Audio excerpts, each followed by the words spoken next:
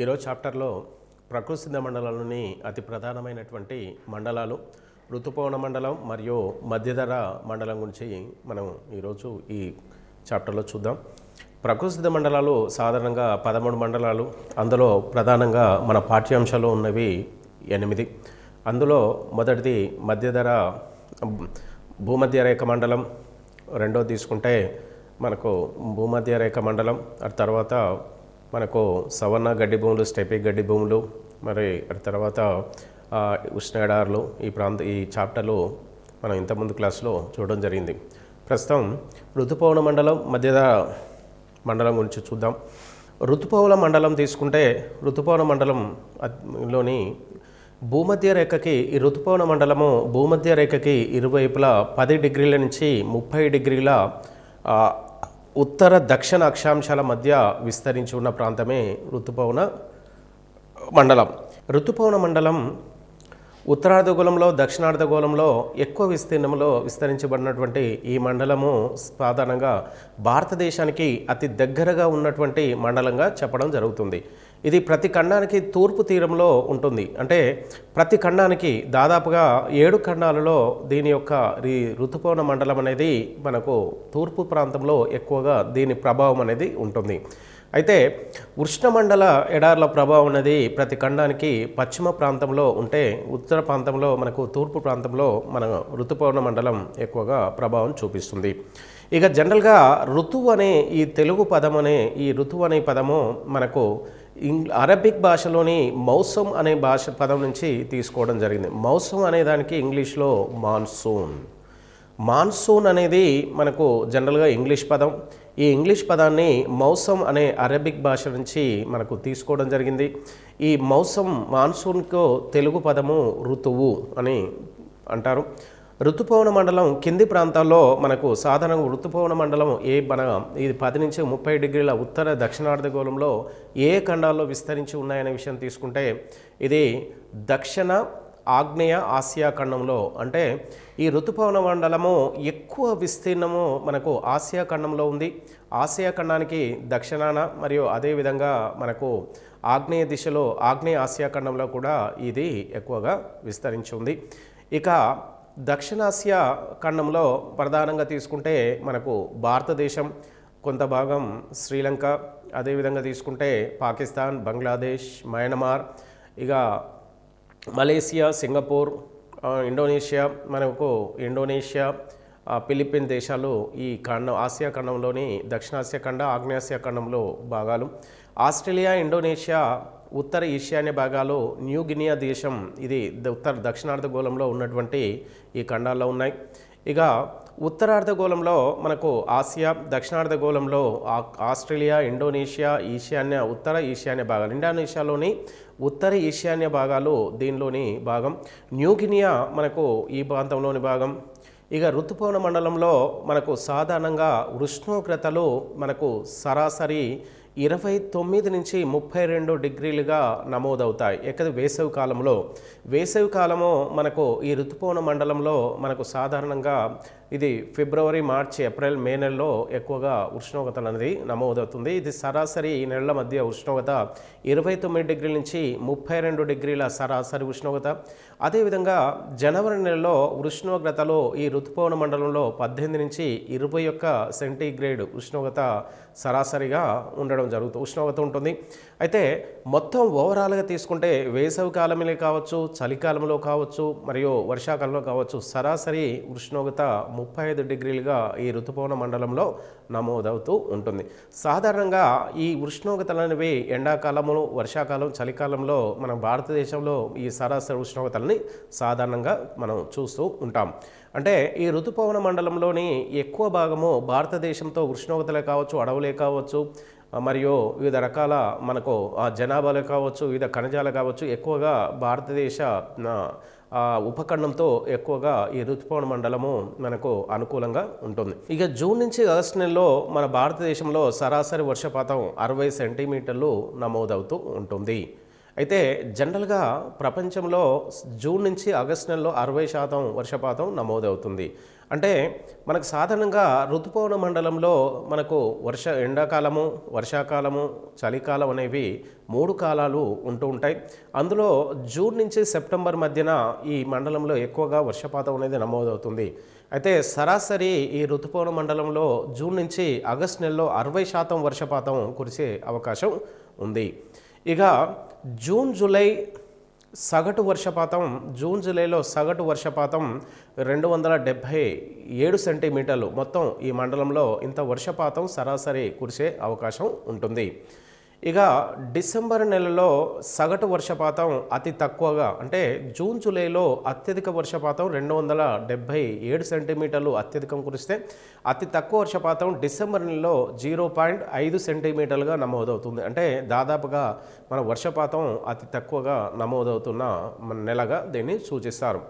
ప్రపంచంలో రెండవ అత్యధిక వర్షపాతం గల ప్రాంతం తీసుకుంటే మనకు మాసిన్ రామ్.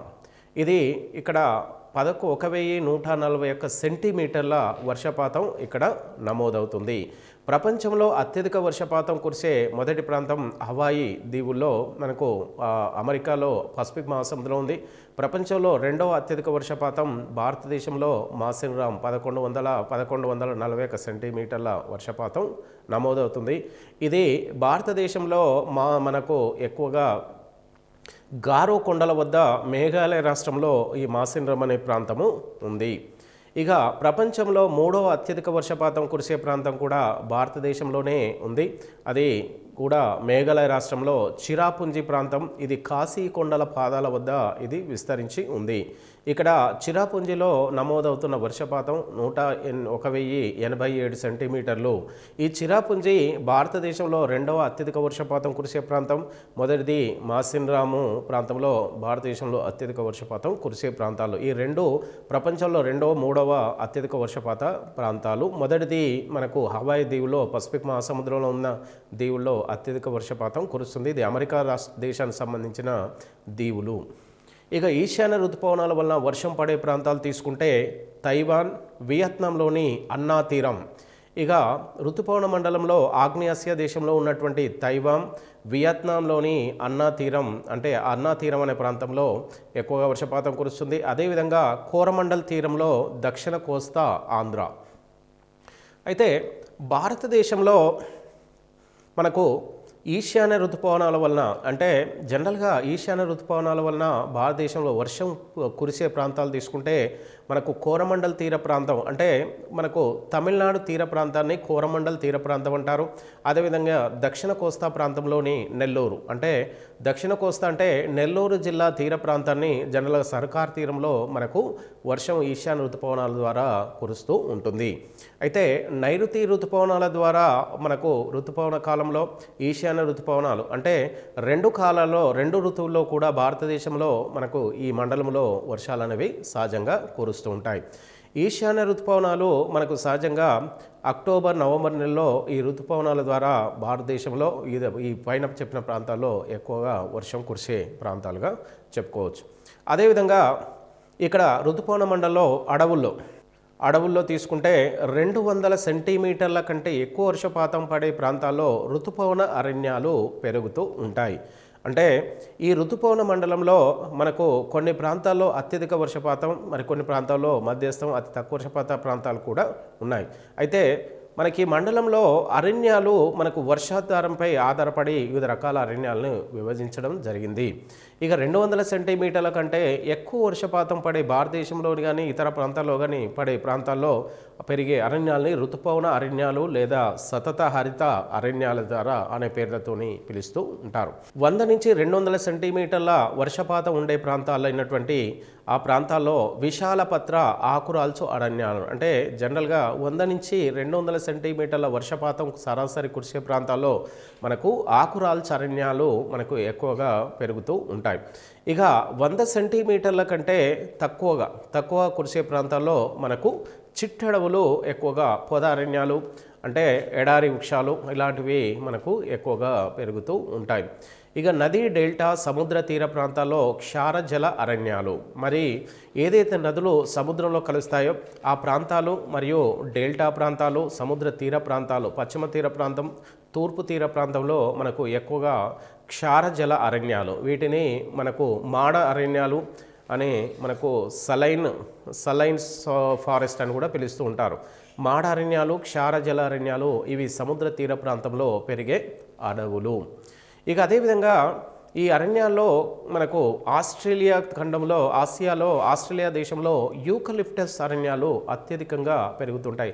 ప్రపంచంలో అత్యధికంగా యూకలిప్టస్ అరణ్యాలు పెరిగే ప్రాంతం తీసుకుంటే ఆస్ట్రేలియాలో కంగారులు ఉన్నందున ఆ ఖండమును సజీవ శిలాజ భూమి అనే పేరుతోని పిలుస్తారు. ప్రపంచంలో అత్యధికంగా కంగారులని జనరల్గా ఉన్న ప్రాంతము ఇది.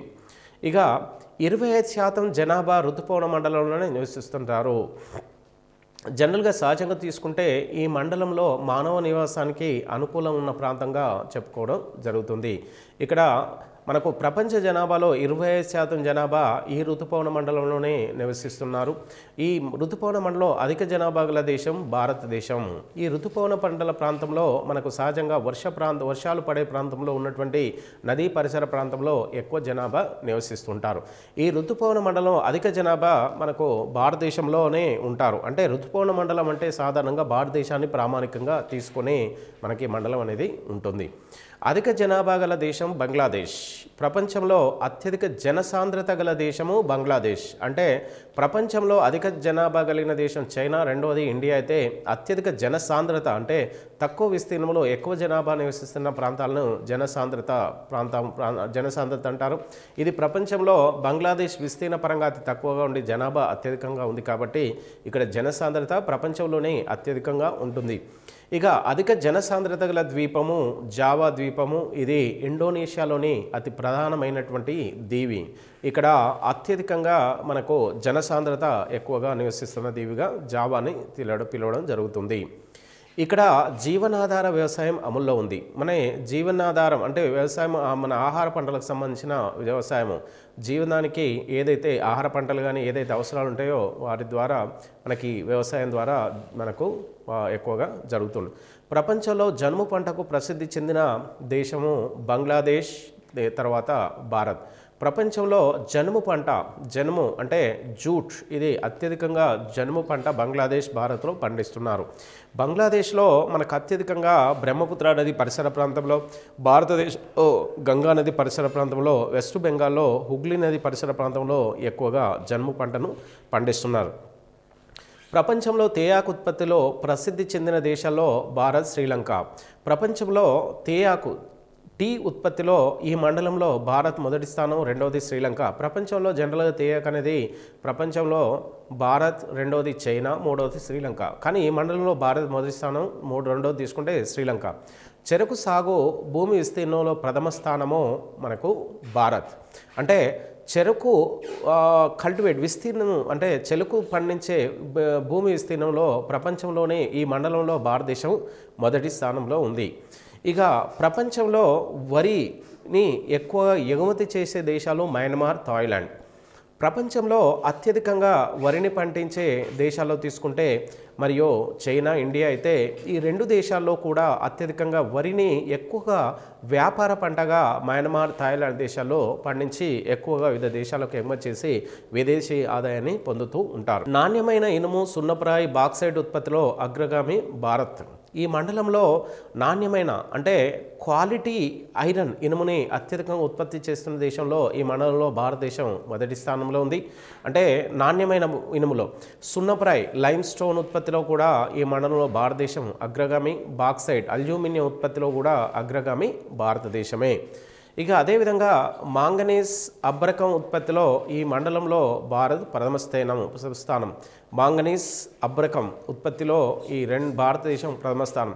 మాంగనీస్ అనేది మనకు అత్యధికంగా ముడి ఖనిజంగా ఎక్కువగా ఇనుము మనకు వివిధ రకాల పరిశ్రమలో మనకు ముడి చమురుగా ఉపయోగిస్తారు, ముడి ఖనిజంగా ఉపయోగిస్తారు. అబ్రకం అంటే మైకా, ఇది ఇండస్ట్రీలో ఎలక్ట్రికల్ ఇండస్ట్రీలో ప్రధాన ఖనిజంగా వాడుతూ ఉంటారు. ఇక తగరం టిన్ ఉత్పత్తిలో ప్రసిద్ధి చెందిన దేశాలు తీసుకుంటే మలేషియా, ఇండోనేషియా. ఈ 2 దేశాల్లో మనకు అత్యధికంగా టిన్ తగరాన్ని ఉత్పత్తి చేస్తున్న దేశాలు ఇవి. ఈ 2 దేశాలు ఆగ్నేయాసియా దేశాల్లోని భాగాలుగా ఉన్నాయి. ఇక సీసం లెడ్ ఉత్పత్తిలో ప్రపంచంలోనే ఆస్ట్రేలియా మొదటి స్థానంలో ఉంది. ఇక పారిశ్రామికంగా అభివృద్ధి చెందిన దేశం తీసుకుంటే భారత్. ఈ మండలంలో అత్యధికంగా పారిశ్రామికంగా డెవలప్ అయిన దేశంగా భారతదేశాన్ని చూడడం జరుగుతుంది. ఇక భూభాగము జలభాగం వేడెక్కడంతో పీడనంలో వ్యత్యాసం ఏర్పడి ఋతుపవనాలు ఏర్పడతాయి. సాధారణంగా ఈ ఋతుపవనాలు అనేవి మనకు భూమధ్య రేఖ పరిసర ప్రాంతంలో రేఖ ప్రాంతానికి పరిసర ప్రాంతంలో మనకు పక్క ప్రాంతం అంటే భూమధ్య రేఖకు దగ్గర ప్రాంతం నుంచి ఈ ఋతుపవనాలు అనేవి మనకు సహజంగా ఏర్పడతాయి. ఈ భూభాగము జలభాగం వేడెక్కడంతో పీడనంలో వ్యత్యాసాలు ఏర్పడుతూ ఉంటాయి. ఇక అధిక ఉష్ణోగ్రత అంటే భూభాగం జలభాగాల మధ్య ఉష్ణోగ్రత వ్యత్యాసాల ఫలితంగా మనకు ఇది వాతావరణ పీడనంలో వ్యత్యాసాలు వస్తాయి. ఈ వ్యత్యాసాల ఫలితంగా ఋతుపవనాలు మాన్సూన్స్ అనేవి వస్తూ ఉంటాయి. ఇక మధ్యధర మండలం జనరల్గా ఈ మధ్యధర మండలం అనేది మరియు మధ్య సముద్రానికి పరిసర ప్రాంతంలో ఉన్నటువంటి వివిధ మనకు ఖండాల్లో ఈ వాతావరణం అనేది సహజంగా మనకు కనిపిస్తుంది. అయితే మధ్యధర మండలము అంటే మధ్యధర సముద్ర మన తీర ప్రాంతంలో ఉన్నటువంటి దేశాలలో ఈ మధ్యధర శీతోష్ణ స్థితి అనేది సాధారణంగా మనం చూస్తూ ఉంటాం. అయితే ఈ మధ్యధర సముద్రం మనకు సహజంగా మనకు ఆసియా ఖండం, యూరప్ ఖండం, ఆఫ్రికా ఖండాల మధ్య ఉన్నటువంటి ఈ జలభాగాన్ని మధ్యధర సముద్రం అంటారు. ఇక మధ్యధర సముద్ర శీతోష్ణ స్థితి విషయాలకు వస్తే శీతాకాలంలో మధ్యధర మండలంలో శీతాకాలంలో వర్షం పడడం అనేది ఇక్కడ సహజంగా జరుగుతుంది. వేసవిలో వేడిగా పొడిగా ఉండటం ఈ మండలం లక్షణం. సహజంగా ఈ మధ్యధర సముద్ర తీర ప్రాంతంలో ఉన్నటువంటి శీతోష్ణ స్థితిని మనకు సహజంగా ఈ మండలంలో శీతాకాలంలో వర్షం అనేది పడుతూ ఉంటుంది. సహజంగా మన దగ్గర మనకు వర్షాకాలంలో వర్షం పడుతుంది, కానీ శీతాకాలంలో మనకు ఋతుపవన మండలం వర్షం అనేది కురవదు. కానీ ఇక్కడ శీతాకాలంలో వర్షం పడడం అనేది సహజంగా జరుగుతుంది. ఇక వేసవి కాలంలో అధిక వేడిగా మరియు పొడిగా ఉండడం అంటే అతి చల్లగా మరియు అతి వేడిగా కాకుండా మరి మధ్యస్థంగా ఈ మండలం అనేది ఉండడం అనేది మనకు ప్రధాన లక్షణం. ఇక ఖండాల పశ్చిమ తీరంలో భూమధ్య రేఖకు ఇరువైపులా 30 డిగ్రీల నుంచి 40 డిగ్రీల ఉత్తర దక్షిణ అక్షాంశాల మధ్య ఈ మధ్యధర శీతోష్ణ స్థితి మండలం అనేది విస్తరించి ఉంది. ఖండాల పశ్చిమ తీరంలో ఇప్పటి వరకు మనకు ఋతుపవన మండలాలు మనకు సహజంగా ఖండాలకు తూర్పు వైపున విస్తరించి ఉండేవి. కానీ ఈ మధ్యధర సముద్ర శీతోష్ణ మండలము ఖండాలకు పశ్చిమ తీరంలో ఇవి మనకు అరణ్య ప్రాంతాలకు మనకు ఎడారి ప్రాంతాలకు అతి దగ్గరగా ఉన్న మండలంగా దీన్ని చెప్పుకోవడం జరుగుతుంది. ఖండాల పశ్చిమ తీరంలో ఉన్నటువంటి మధ్యధర సముద్ర శీతోష్ణ స్థితికి మనకు భూమధ్య రేఖకు ఇరువైపులా అంటే ఉత్తరార్ధగోళంలో 30 డిగ్రీల నుంచి 40 డిగ్రీలు, అదేవిధంగా దక్షిణార్ధగోళంలో 30 డిగ్రీల నుంచి 40 డిగ్రీల ఉత్తర అక్షాంశాల మధ్య మనకు ఈ మండలం అనేది విస్తరించి ఉంది. వేసవి కాలంలో మనకు మధ్యధర శీతోష్ణ స్థితి ప్రాంతంలో మండలంలో వేసవి ఉష్ణోగ్రతలు సాధారణంగా మన భారతదేశంతో పోల్చుకుంటే అతి తక్కువ ఉష్ణోగ్రతలు నమోదవుతాయి. ఇక్కడ అతి తక్కువగా 20 డిగ్రీల నుంచి 26 డిగ్రీల ఉష్ణోగ్రత మనకు సాధారణంగా నమోదవుతూ ఉంటుంది. శీతాకాలంలో ఇక్కడ అతి తక్కువ ఉష్ణోగ్రత అతి తక్కువగా పడిపోవడం అనేది సహజంగా జరుగుతుంది. భారతదేశంలో మనకు శీతాకాలంలో అతి తక్కువ ఉష్ణోగ్రత అవసరమైతే 15 డిగ్రీలకు తక్కువగా కూడా సరాసరి ఉష్ణోగ్రత ఉంటే, శీతాకాలంలో ఇక్కడ ఉష్ణోగ్రతలు 5 డిగ్రీల నుంచి 15 డిగ్రీల సెంటీగ్రేడ్ వరకు అతి తక్కువ ఉష్ణోగ్రత నమోదవుతూ ఉంటుంది. ఇక్కడ ఈ ఉష్ణోగ్రతల నమోదవడానికి మధ్యధర శీతోష్ణ స్థితి మండలంలో ఉన్నటువంటి సముద్ర ప్రభావం కూడా ఇక్కడ అతి తక్కువ ఉష్ణోగ్రతలు నమోదు కావడానికి ప్రధాన కారణంగా ఉంటాయి. ఇక్కడ ఈ ప్రాంతంలో వర్షపాతం సరాసరి 25 సెంటీమీటర్ల నుంచి 76 సెంటీమీటర్లుగా అతి తక్కువ ఉష్ణోగ్రతనే అతి తక్కువ వర్షపాతమే నమోదవుతున్నట్టుగా మనకు తెలుస్తుంది. అంటే సాధారణంగా తక్కువ ఉష్ణోగ్రత ఈ ప్రాంతంలో మనకు ఎండాకాలము తక్కువ ఉష్ణోగ్రత నమోదవడం, వర్షపాతంలో అతి తక్కువ ఉన్నప్పటికీ ఈ ప్రాంతంలో మనకు అన్ని రంగాల్లో అభివృద్ధి చెందాయి. ఈ మండలంలో వీచే ఉష్ణ ప్రవణాలు అయితే ఈ మండలంలో సహజంగా మనకు కొన్ని ఉష్ణ పవనాలు, కొన్ని శీతల పవనాలు వీచే పవనాలు ఉన్నాయి. ఇక ఈ మండలంలో వీచే ఉష్ణ పవనాలు సిరోకు అనే ఉష్ణ పవనం, షాంటానా ఉష్ణ పవనాలు. ఈ రెండు ఉష్ణ పవనాల ఫలితంగా ఈ ప్రాంతంలో కొంత మనకు వర్షం కురిసే అవకాశం ఉంటాయి. ఈ మండలంలో వీచే మనకు శీతల పవనాలు. ఈ శీతల పవనాలు మిశ్రాలు బోరా వంటి శీతల పవనాలు ఇక్కడ వీస్తూ ఉంటాయి. ఈ సముద్ర తీర ప్రాంతం నుంచి, మధ్యధరా సముద్ర తీర ప్రాంతం నుంచి ఈ ఉష్ణ శీతల ప్రవాహాలు అనేవి సహజంగా మన ఖండ తీర ప్రాంత భూభాగంలోకి మనకు వస్తూ ఉంటాయి. ఇక మధ్యధరా సముద్ర మండలంలో అరణ్యాలు. ఇక్కడ సహజంగా అడవులనేవి విశాల పత్ర సతత హరిత అరణ్యాల ప్రధాన వృక్షాలు. ఈ ప్రాంతంలో మనకు సాధారణంగా విశాల పత్ర అంటే అత్యధిక వెడల్పు కలిగినటువంటి సతత హరిత అరణ్యాలు బాగా పెరుగుతాయి. సతత హరిత అరణ్యాలు ఎవర్గ్రీన్ ఫారెస్ట్. ఇక్కడ మనకు సహజంగా ఈ అరణ్యాలు అత్యంత ఎత్తులో ఉండి, అత్యంత కాండము వెడల్పుగా ఉండి, అతి పెద్దగా ఉండి, కఠినంగా ఉండే ఈ వృక్షాలు మధ్యధరా ప్రాంతంలో ఎక్కువగా పెరుగుతాయి. ఈ మండలంలో ప్రధాన వృక్షాలు, మండలంలో ప్రధానంగా ఎలాంటి వృక్షాలు పెరుగుతాయనే విషయాన్ని తీసుకుంటే ఈ మండలంలో మనకు ఆలివ్, కార్క్, ఓక్, మిర్టిల్, పోలి అంటే ఈ వృక్షాలనేవి ఈ ప్రాంతంలో సతత హరిత అరణ్యాలుగా ఇవి మనకు పిలువబడుతూ ఉన్నాయి. ఇక పర్వత సానువులలో అంటే పర్వత వాలు ప్రాంతంలో మనకు ఈ అంటే మధ్య సముద్ర తీర శీతోష్ణతి పర్వతాలు ఉన్నటువంటి సముద్ర తీర ప్రాంతంలో ఉన్నటువంటి వివిధ పర్వత సానువుల్లో శృంగాకారపు అరణ్యాలు అత్యధికంగా పెరుగుతూ ఉంటాయి. అంటే మనకు శృంగాకార అరణ్యాలు కోనిఫెరస్ ఫారెస్ట్ అంటాడు. ఇది అత్యంత మెత్తగా సాఫ్ట్గా ఉండే వుడ్ చెట్టు. అయితే ఈ పర్వత సౌండ్ ఉండే ఇవి శృంగాకారపు అరణ్యాలు మెత్తటి కలపని ఇస్తూ ఉంటాయి. ఆస్ట్రేలియా ఖండంలో పెరిగే ప్రధాన వృక్షాలు మనకు సాధారణంగా దక్షిణార్ధగోళంలో ఈ మండలంలో మనకు అత్యధికంగా ఉత్తరార్ధగోళంలో మధ్యధరా సముద్ర ప్రాంతంలో ఉన్నటువంటి ఈ ప్రాంతంలో మనకు ఉత్తరార్ధగోళంలో ఉన్నటువంటి మధ్యధరా సముద్ర తీర ప్రాంతంలో ఉన్నటువంటి దేశాలే కాకుండా మనకు అదే కాకుండా దక్షిణార్ధగోళంలో ఎక్కువగా ఇది మనకు ఆస్ట్రేలియా, మనకు ఇండోనేషియా ప్రాంతంలో ఈ మండలం ఉంది. ఆస్ట్రేలియా ఖండంలో మనకు పెరిగే ప్రధాన వృక్షాలు జారా, కర్రీ వంటి ప్రధాన వృక్షాలు. ఇవి వ్యాపారాత్మకంగా అత్యంత విలువైన పారిశ్రామికంగా అత్యంత విలువైనటువంటి వృక్షాలు జారా, కర్రీ. ఈ మండలంలో విస్తృత వ్యవసాయం. ఈ మండలంలో మనకు సాధారణంగా ఆధునిక వ్యవసాయం అనేది ఎక్కువగా జరుగుతూ ఉంటుంది. విస్తృతంగా ఇక్కడ మనకు మిషన్ మీద అంటే యంత్ర పరికరాల ద్వారా ఈ ప్రాంతంలో ఆధునిక వ్యవసాయం అనేది మనకు అమల్లో కలదు.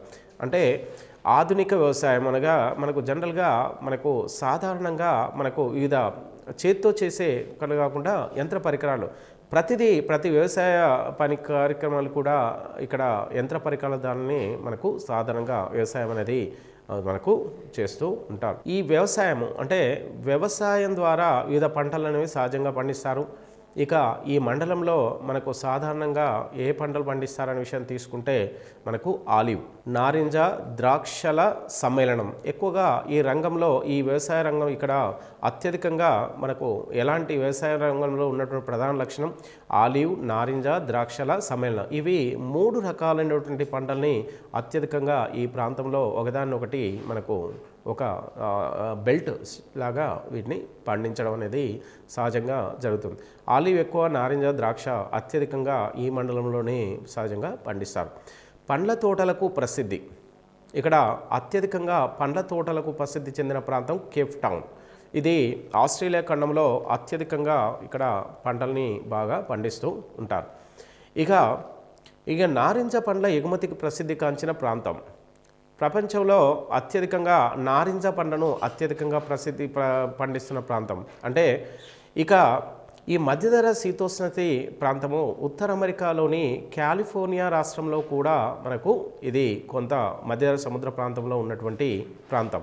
ఇక్కడ ఉత్తర అమెరికా ఖండంలోని అమెరికా రాష్ట్ర ఖండమైన మన రాష్ట్రమైన కాలిఫోర్నియాలో మనకు ఈ మధ్యధర శీతోష్ణ ప్రాంతంలోని ఒక రాష్ట్రం. ఇది కాలిఫోర్నియాలో అత్యధికంగా నారింజ పండ్లను ఎక్కువగా పండిస్తూ ఎగుమతి కూడా ఎక్కువగా చేస్తూ ఉంటారు. చిలీ దేశంలో విశాల వ్యవసాయ క్షేత్రాలు మనకు ఇక్కడ దర్శనమిస్తాయి. అయితే దక్షిణ అమెరికా ఖండంలో మనకు ఇవి చిలీ దేశంలో మనకు సహజంగా ఈ ఋతుపవన మండలం ఉంది. ఈ చిలీ దేశంలో ఈ విశాల వ్యవసాయ క్షేత్రాలను మనకు ఈ ప్రాంతంలో పండించినటువంటి ఈ వ్యవసాయ ప్రాంతాలని హసియోండాలు అనే పేరుతోని పిలుస్తూ ఉంటారు. ప్రధానంగా ఈ మండలంలో మత్స్య సంపద అనేది సహజంగా లభిస్తూ ఉంటుంది. అంటే ఇక్కడ మధ్యధర సముద్ర తీర ప్రాంతంలో ఉన్నటువంటి వివిధ దేశాలైనటువంటి మనకు ఈ 3 ఖండాల్లో ఉన్న ఈ దేశాలలో యూరప్, ఆసియా, ఆఫ్రికా ఖండాల్లో ఈ తీర ప్రాంతం ఈ మధ్యధర సముద్ర తీరం అనేది ఉంది. ఈ మధ్యధర సముద్ర తీర ప్రాంతంలో మనకు ఎక్కువగా లభిస్తున్న ప్రధాన సహజ వనరు మనకు సహజంగా లభిస్తున్నటువంటి మనకు ఆహారం మత్స్య సంపద.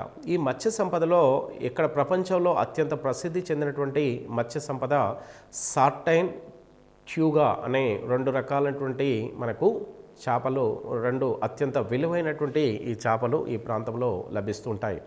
స్మార్టైన్ చేపల రాజధాని మటేరే కాలిఫోర్నియాలో ఉంది. అంటే మనకు జనరల్గా ప్రపంచంలో అత్యధికంగా ఈ రకాల మత్స్య సంపద అనేది మనకు కాలిఫోర్నియా అమెరికాలో అత్యధికంగా స్మార్టైన్ చేపల రాజధాని అనే పేరుతోని పిలుస్తారు.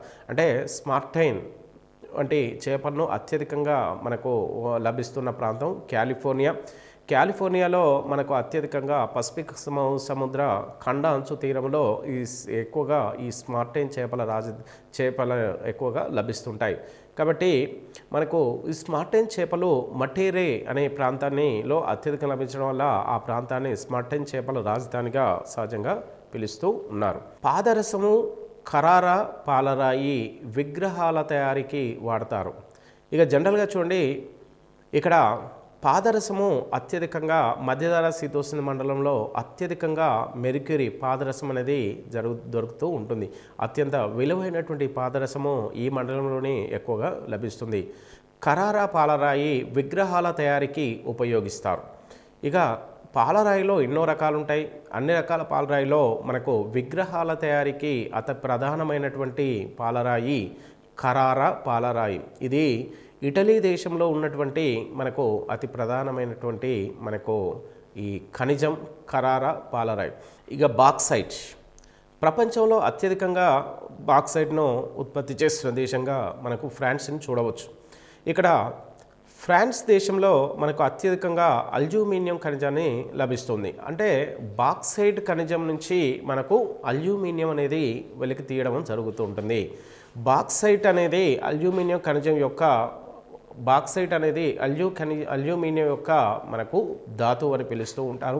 ప్రపంచంలో అల్యూమినియాన్ని ఎక్కువ ఉత్పత్తి దేశాల్లో ఫ్రాన్స్ కూడా మనకు ముందుంటుంది. భారతదేశంలో కూడా బాక్సైట్ అత్యధికంగా అల్యూమినియాన్ని ఉత్పత్తి చేస్తున్న దేశాల్లో భారతదేశం కూడా ముందు స్థానంలోనే ఉంటుంది. ఇనుము, ఇక ఆల్జీరియా. ఇక్కడ ఆల్జీరియా దేశం ఆఫ్రికాలో ఉత్తర ఆఫ్రికా ఖండంలో ఉన్నటువంటి మనకు మధ్యధరా సముద్ర తీర ప్రాంతానికి అతి దగ్గరలో ఉన్నటువంటి ఆల్జీరియా. ఈ ఆల్జీరియా దేశము మనకు సహారా ఎడారిలో ఉన్న ఉష్ణ ఎడారి ప్రాంతంలో ఉన్నటువంటి దేశం. ఈ ఆల్జీరియా దేశంలో అత్యధికంగా ఉత్పత్తి ఇనుముని నాణ్యమైన ఇనుముని ఆల్జీరియా దేశంలో ఉత్పత్తి చేస్తూ ఉన్నారు. ఇక నెక్స్ట్ తీసుకుంటే టర్కీ దేశంలో అత్యధికంగా ఉత్పత్తి అవుతున్నటువంటి ఖనిజం క్రోమియం నేలబొగ్గు. అంటే మనకు సహజంగా నేలబొగ్గు అత్యంత విలువైనటువంటి నాణ్యమైనటువంటి బొగ్గు మనకు టర్కీ దేశంలో లభిస్తున్నట్టుగా మనకు తెలుస్తుంది. ఆస్ట్రేలియాలో మనకు ఎక్కువగా సీసం యషదం వంటి ఖనిజాలు ఎక్కువ లభిస్తాయి. ఆస్ట్రేలియాలో బ్రోకెన్ హిల్స్ గనులు, ఈ గనుల నుంచి మనకు సీసాన్ని ఎక్కువగా మనకు ఉత్పత్తి చేస్తున్నారు. ఇక తర్వాత తీసుకుంటే కాలిఫోర్నియా, అమెరికాలోని కాలిఫోర్నియా రాష్ట్రంలో సిగ్నల్ హిల్స్ అనే గనులు నుంచి పెట్రోలియాన్ని ఉత్పత్తి చేస్తున్నారు. అయితే అమెరికా ఖండంలో అత్యధికంగా పెట్రోలియం అంటే ముడి చమురును వెలికి తీస్తున్నటువంటి దేశము అమెరికాలో కాలిఫోర్నియా రాష్ట్రము అమెరికాలోనే అత్యధికంగా పెట్రోల్ని ఉత్పత్తి చేస్తుంది. ఈ పెట్రోలియం ఉత్పత్తి అత్యధికంగా ఎక్కడ దొరుకుతుందంటే సిగ్నల్ హిల్స్ అనే ప్రాంతం, సిగ్నల్ హిల్స్ గనులు అంటే సిగ్నల్ హిల్స్ ఫీల్డ్ ప్రపంచంలోనే అతి పెద్ద మనకు పెట్రోలియం ఫీల్డ్ అని పిలవడం జరుగుతుంది. అయితే భారతదేశంలో అతిపెద్ద పెట్రోలియం ఫీల్డ్ మనకు ఈ అమెరికాలోని మన మహారాష్ట్రలోని ముంబై హై.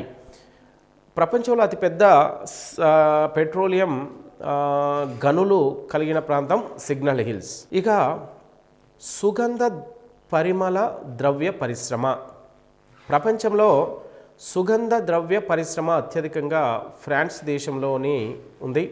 ఫ్రాన్స్ దేశంలోని గ్రాసే. ఇక గ్రాసే ఫ్రాన్స్లో ఉన్నటువంటి గ్రాసే అనే ప్రాంతం మనకు ఎక్కువగా సుగంధ ద్రవ్యాలను ఉత్పత్తి చేసే పరిశ్రమలు ఫ్రాన్స్లోని గ్రాసేలో ఉంది. ఇక ద్రాక్ష సారాయి పరిశ్రమ అంటే గ్రేప్ వైన్ ఎక్కువగా మనకు షాంపెయిన్ బర్గండీ ప్రాంతంలో ఎక్కువగా ఉత్పత్తి చేస్తున్నారు. ఇక ప్రపంచ ప్రసిద్ధి చెందిన హాలీవుడ్ సినిమా నిర్మాణ పరిశ్రమ లాస్ ఏంజెల్, అమెరికాలోని మనకు లాస్ ఏంజెల్ మనకు ఈ కాలిఫోర్నియా రాష్ట్రంలో ఉంది. ఇది ప్రపంచ ప్రసిద్ధి చెందిన మన ఇంగ్లీష్ పిక్చర్లు తీస్తూ ఉంటారు ఇక్కడ. ఇక ప్లే గ్రౌండ్ ఆఫ్ యూరప్ అంటే యూరప్ క్రీడా స్థలం అని స్విట్జర్లాండ్, ఇటలీ, యుగోస్లేవియా, కాలిఫోర్నియాలను పిలుస్తూ ఉంటారు. ఇక యుగోస్లేవియాలో డాల్మేషియా, క్రిమియా ప్రాంతాల్లో మనకు ఎక్కువగా ఆట స్థలంగా దీన్ని యుగోస్లేవియాని పిలుస్తారు.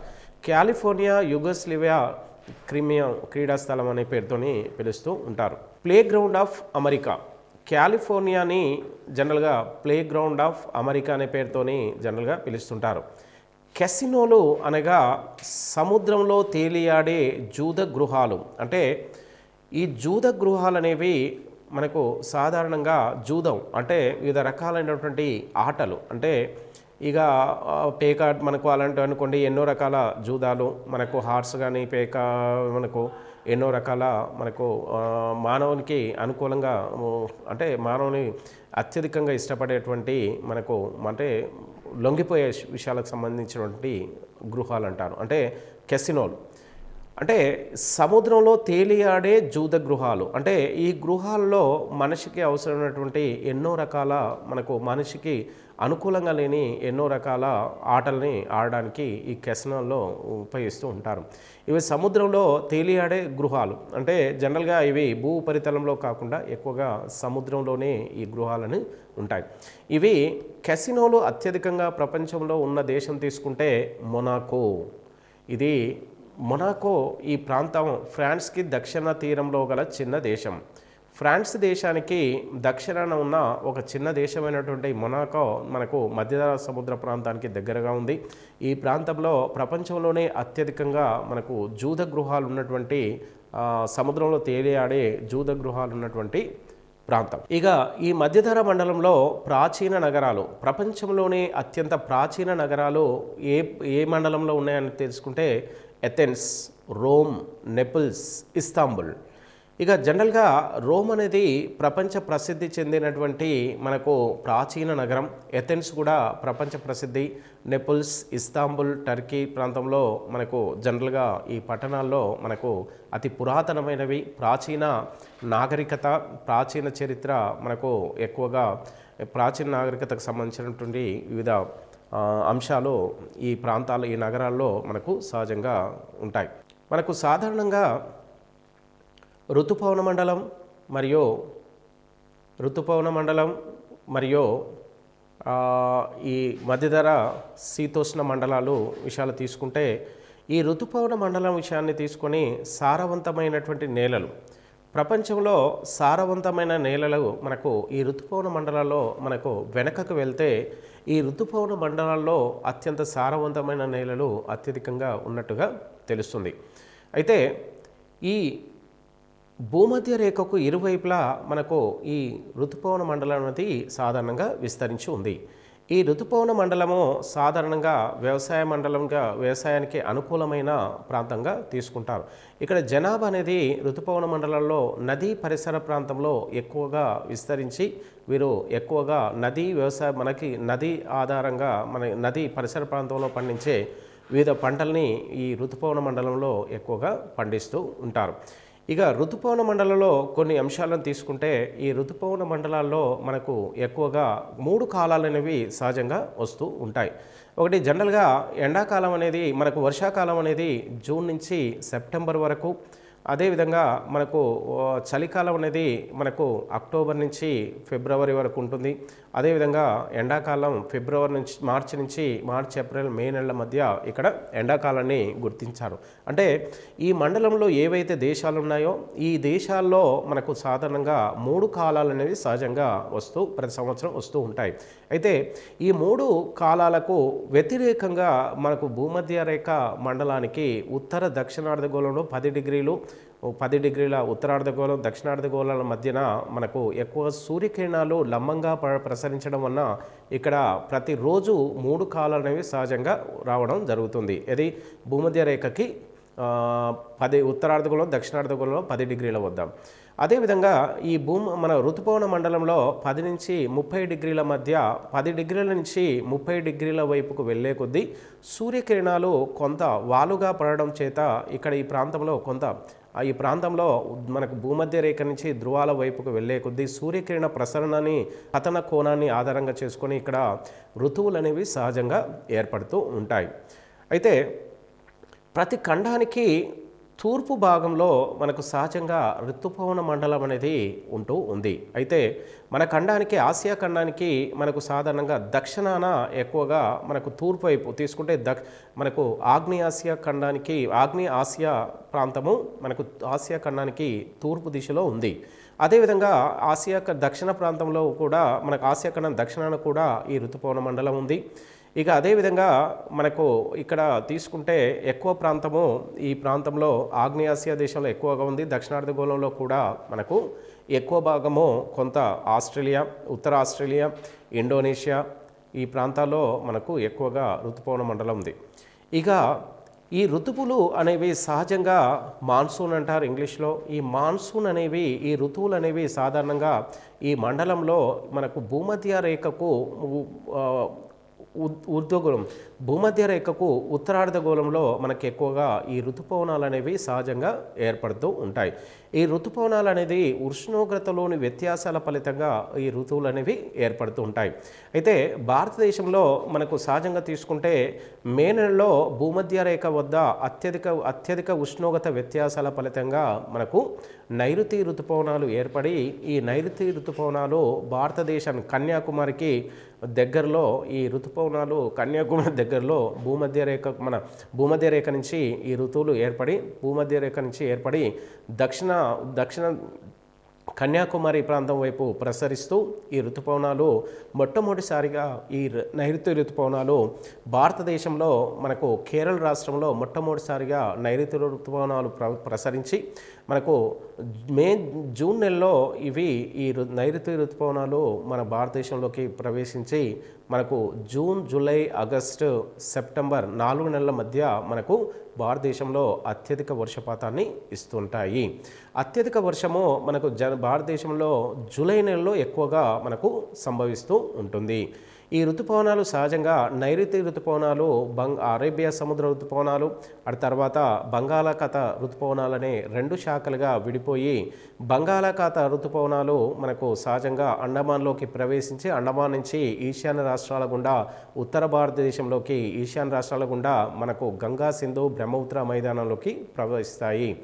ఇటు నైరుతి ఋతుపవనాలు అంటే అరేబియా సముద్ర నైరుతి ఋతుపవనాలు మనకు కేరళ రాష్ట్రం నుంచి ఆస్ట్రేలియా నుంచి ఆంధ్రప్రదేశ్ ఇటు కర్ణాటక ఆంధ్రప్రదేశ్ తెలంగాణ రాష్ట్రాల గుండా ప్రవేశించి ఇవి ఉత్తర మైదానంలోకి ప్రవేశించి ఇటు బంగాళాఖాత ఋతుపవనాలు ఇటు నైరుతి ఋతుపవనాలు మనకు గంగా సింధు బ్రహ్మపుత్రాలు కలుసుకొని వివిధ ప్రాంతాల్లో అత్యధిక వర్షపాతాన్ని ఇస్తూ మనకు పంజాబ్లోని అమృత్సర్ వద్ద ఈ 2 శాఖల ఋతుపవనాలు కలిసి మరియు సెప్టెంబర్ 15వ తారీఖు వెనుదిరిగి మనకు ఈశాన్య ఋతుపవనాలుగా మారి పంజాబ్ నుంచి ఇవి గంగా సింధు బ్రహ్మపుత్ర నుంచి ఈశాన్య రాష్ట్రాల గుండా బంగాళాఖాతంలోకి ప్రవేశించి ఈశాన్య ఋతుపవనాలుగా మార్పు చెందుతూ ఉంటాయి. ఇలా మార్పు చెందినటువంటి మనకు ఈశాన్య ఋతుపవనాలు బంగాళాఖాతంలో మనకు ఎక్కువగా తుఫాన్లను మనకు ఎక్కువగా క్రియేట్ చేస్తూ ఉంటుంది. ఈశాన్య ఋతుపవనాలు మనకు బంగాళాఖాతంలో ఎక్కువ తుఫాన్లకు కారణాలు అవుతుంటాయి. ఈ తుఫాన్లకు కారణమైనటువంటి ఈశాన్య ఋతుపవనాలు బంగాళాఖాతంలోని నీటి ఆవిరిని గ్రహించి ఇవి మనకు కోరమండల్ తీర ప్రాంతం నుంచి మనకు దక్షిణ కోస్తా ఆంధ్ర అంటే నెల్లూరు ఇటు కోరమండల్ తీర ప్రాంతంలో ఎక్కువగా ఈశాన్య ఋతుపవనాల ద్వారా ఎక్కువ వర్షం కురుస్తున్న ప్రాంతాల్లో తీసుకోవడం జరుగుతుంది.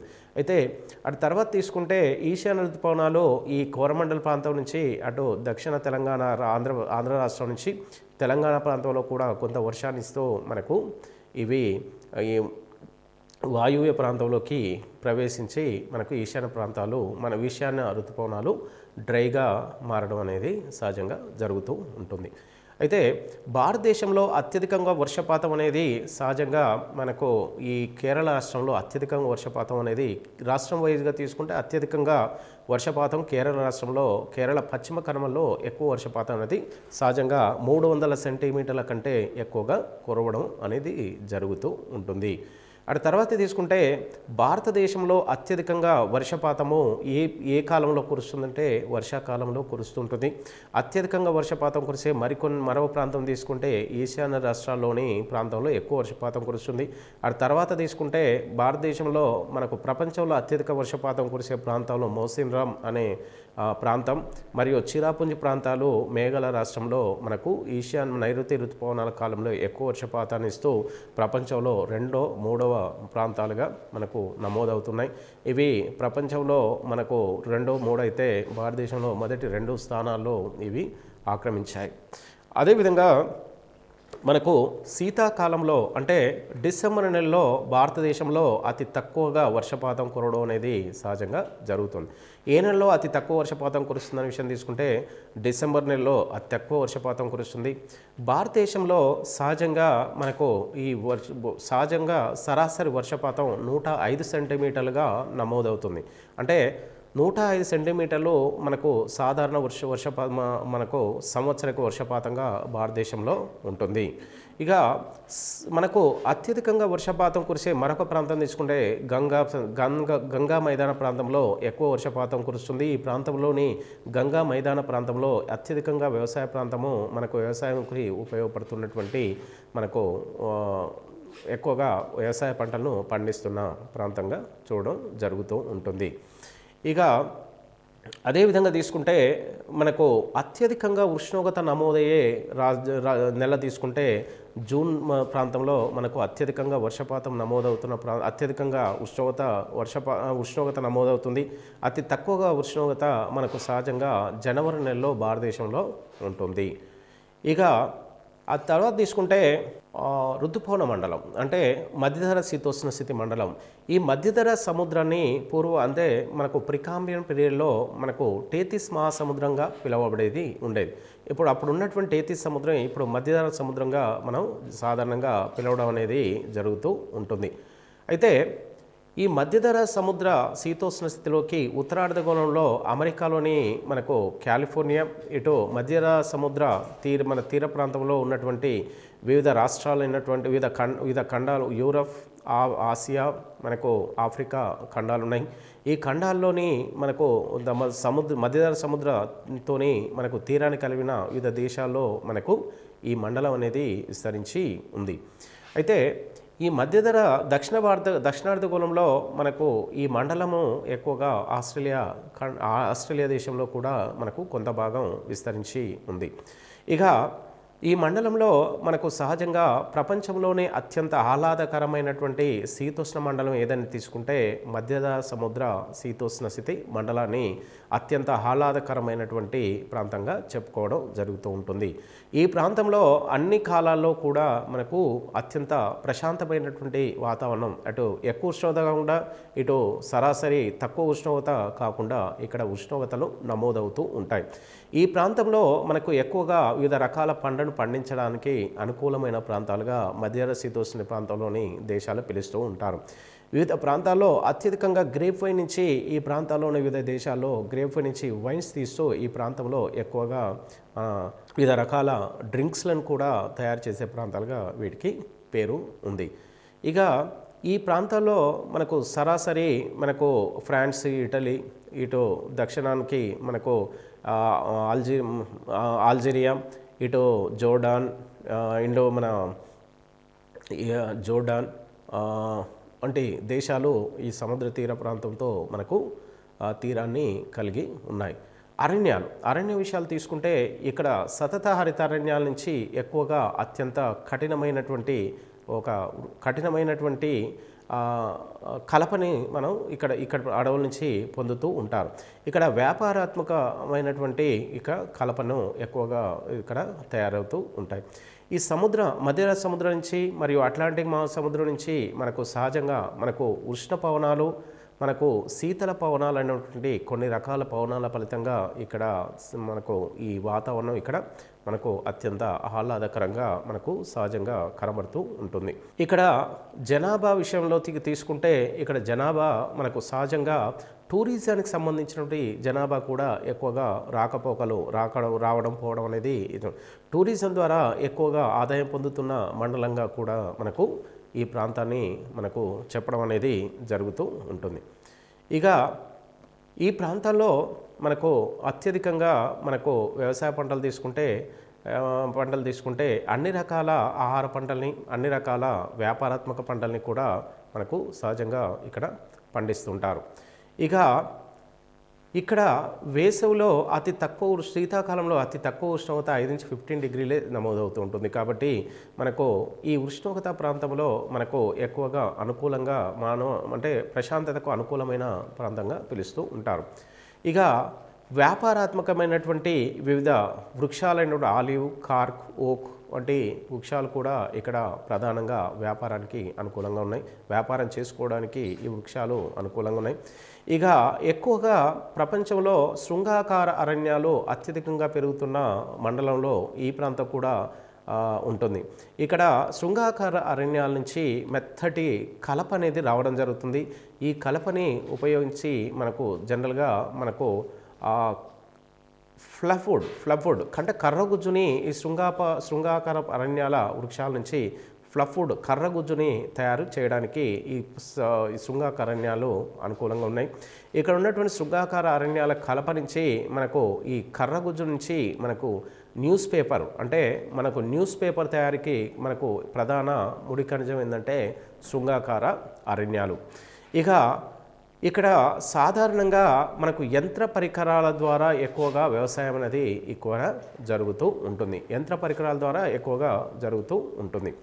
ఇక వ్యవసాయ రంగం ఇక్కడ ఆలివ్, నారింజ, ద్రాక్షల వంటి వివిధ రకాల వృక్షాల యొక్క సమ్మేళనమే ఇక్కడ వ్యవసాయ రంగ ప్రధాన లక్ష్యం. ఇక పండ్ల తోటలు ప్రసిద్ధి చెందినటువంటి ప్రాంతంగా మనకు సహజంగా కేప్ టౌన్, ఆస్ట్రేలియా ఉన్న కేప్ టౌన్ని మనకు పంటలకు అధికంగా ఉంటాయి. ఇక అమెరికా రాష్ట్రంలోని కాలిఫోర్నియాలో అత్యధికంగా నారింజ పండ్ల ఉత్పత్తి జరుగుతూ ఉంటుంది. అదేవిధంగా ఈ దేశంలో ఎక్కువగా ఉత్పత్తి చేస్తూ ఎగుమతి కూడా జరుగుతూ ఉంటుంది. ఇక ఈ ప్రాంతంలో మనకు ఎక్కువగా కాలిఫోర్నియాలో ఉన్నటువంటి అమెరికా పసిఫిక్ మహాసముద్రంలో ఎక్కువగా మత్స్య సంపద కూడా ఎక్కువ ఉంటుంది కాబట్టి సర్టెన్ ట్యూగా మనకు చేపలు అత్యంత ప్రధానమైనవి. ఇక్కడ ప్రాంతాల్లోని ఫ్రాన్స్, ఇటలీలో అని ఇటు తీసుకుంటే టర్కీ దేశాల్లో కానీ ఇటు ఈ ప్రాంతాల్లో మనకు వివిధ రకాల ఖనిజాలు కూడా అత్యధికంగా లభిస్తాయి. ఇవి సాధారణంగా చూసుకుంటే సరిపోతాయి. ఇక్కడ ఎస్సెదం ఆస్ట్రేలియాలో అత్యధికంగా ఉంటుంది. ఇక్కడ ప్రపంచంలోనే పెట్రోలియం గనుల ప్రాంతం సిగ్నల్ హిల్స్, ప్రపంచంలో అతిపెద్ద సిగ్నల్ హిల్స్ ఇది. ఇక సుగంధ ద్రవ్యాల పరిశ్రమలో అత్యధికంగా ఉన్నది ఫ్రాన్స్లోని గ్రాసీ అనే ప్రాంతం. ఇక్కడ ద్రాక్ష సారాయి ప్రపంచ ప్రసిద్ధి చెందిన మనకు వైన్. ఇక్కడ ఈ సారాయి నుంచి షాంపెన్, బుర్గండి అనే ప్రాంతంలో ఈ ప్రాంతాల నుంచి ఎక్కువగా మనకు గ్రేప్ వైన్ తీస్తూ ఉంటారు. ప్రపంచ ప్రసిద్ధి చెందిన లాస్ ఏంజెల్, బాలీవుడ్ కూడా ఈ ప్రాంతంలో ఉంటుంది. ఇక్కడ మనకు ప్రపంచ ప్రసిద్ధి చెందిన యూరప్ ఆట స్థలము. ఇక అదేవిధంగా మనకు అమెరికా ప్లే గ్రౌండ్ అని కాలిఫోర్నియా పిలుస్తారు. మనకు యూరప్ క్రీడా స్విట్జర్లాండ్, ఇటలీ పిలిస్తే అమెరికా ప్లే గ్రౌండ్ కాలిఫోర్నియా అని పిలుస్తూ ఉంటారు. అయితే ఇక్కడ ప్రపంచ ప్రసిద్ధ మొనాకో అనే ప్రాంతంలో ఎక్కువగా జూదాలకు సముద్రం తీరాల జూదా ప్రాంతాలకు ప్రసిద్ధి చెందింది. ఈ ప్రాంతంలో మనకు ప్రధానంగా అతి ప్రధానమైన నగరాలు తీసుకుంటే ఎథెన్స్, రోమ్, ఇస్తాంబుల్ ఇవి అత్యంత ప్రపంచ ప్రసిద్ధి చెందిన ప్రాచీన కాల ప్రాంతాలు. ఈ ప్రాంతాల్లో మనకు ప్రధానంగా ఈ పట్టణాల్లో మనకు ఇక్కడ ఈ మండలంలో చాలా ప్రసిద్ధి చెందాయి. ఇక ఓవరాల్గా తీసుకుంటే మనకు ఋతుపవన మండలం మరియు మధ్యధరా మండలం నుంచి మనకు కనీసం ఈ రెండిట్లో ఏదో ఒక చాప్టర్ నుంచి ఒక క్వశ్చన్ వచ్చే అవకాశాలు ఎక్కువగా ఉంటాయి. కాబట్టి ఇంతకుముందు మనం ఏవైతే భూమధ్యరేఖ మండలం, ఈ మండలంలో ఉన్నటువంటి ప్రకృతి సిద్ధ మండలాల్లో మనకి ఏవైతే 13 మండలాలు ఉన్నాయి, ఈ మండలాల్లో ప్రధానంగా మనకు టెక్స్ట్ బుక్లో ఉన్నటువంటి 8 మండలాలలో మనకు అన్ని మండలాలకు సంబంధించి మనకు మెటీరియల్ మనకి ఇక్కడ ఈ అంశాల్లో మీద వివరంగా చెప్పడం జరుగుతుంది. కాబట్టి వీటి ఖచ్చితంగా మనకు ఈ ప్రసిద్ధ మండలం నుంచి 1 కానీ 2 కానీ క్వశ్చన్లు వచ్చే అవకాశాలు ఎక్కువగా ఉంటాయి. కాబట్టి ఇది అతి ప్రధానమైనటువంటి చాప్టర్గా వెళ్ళడం అనేది జరుగుతూ ఉంటుంది.